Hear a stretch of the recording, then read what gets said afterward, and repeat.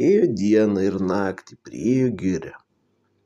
Eina per tą girią, žiūri medžio viršūnėj didelis paukštis, didelis paukščio lizdas.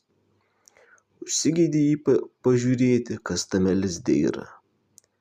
Įsilipo į medį, o ten tupi 4 pliki paukšteliai, 2 patinukai ir 2 pataitės. Jam bežiūrint, tuo tarpu ištiko baisus vėjas. Užėjo smarkus lietus su ledais ir ėmė kapoti medžių lapus ir šakas.